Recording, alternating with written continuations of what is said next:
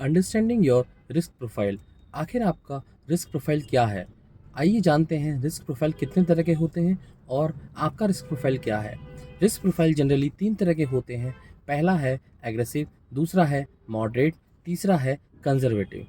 तो फिर aggressive investor कौन होते हैं? एग्रेसिव इन्वेस्टर वो होते हैं जिनका इक्विटी एलोकेशन 75% टू 100% होता है, और मॉडरेट इन्वेस्टर वो होते हैं जिनका इक्विटी एलोकेशन 50% से 75% होता है, और कंजर्वेटिव इन्वेस्टर वो होते हैं जिनका इक्विटी एलोकेशन 0 से 25% इक्विटी में एलोकेशन होता है। अब आपको जानना है कि आप कौन से इन्वेस्टर हैं, तो ये आपको कैसे पता चलेगा? ये आपको ऐसे पता चलेगा जब भी मार्केट में फॉल आता है तब आपकी रिएक्शन क्या रहते हैं। अगर आप हड़बड़ा जाते हैं या फिर आप सेलिंग करते हैं तो आप एक कंजर्वेटिव इन्वेस्टर हैं, और अगर आपको थोड़ा बहुत बेचैनी होती है या फिर म्यूचुअल फंड में आपका पैसा पड़ा होता है तो आप मान सकते हैं एक मॉडरेट इन्वेस्टर हैं।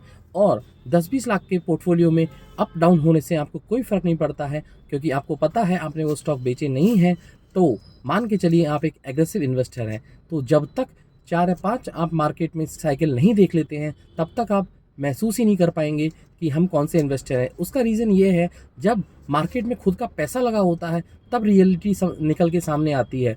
10 लाख रुपए लगे हैं, सपोज कीजिए आपके 2 लाख लॉस में चले गए हैं और 8 लाख रह गए हैं, तो यहाँ पे आपका बिहेवियर काम करता है। जैसे अभी मेरा पोर्टफोलियो लगभग 6 टू 7 लाख से डाउन है। मुझे इतना ज़्यादा फर्क नहीं पड़ता है, क्योंकि मैं एक लॉन्ग टर्म इन्वेस्टर हूँ और मैं एक एग्रेसिव इन्वेस्टर हूँ। मैं हमेशा स्मॉल कैप और मिड कैप में ही निवेश करता हूँ, जिससे लॉन्ग टर्म में एक अच्छी वेल्थ क्रिएट की जा सके। तो आखिर आपको खुद जानना है आप कौन से इन्वेस्टर हैं, तो कमेंट बॉक्स में कमेंट करके बताइए आप एग्रेसिव इन्वेस्टर हैं, मॉडरेट इन्वेस्टर हैं या फिर कंजर्वेटिव इन्वेस्टर हैं।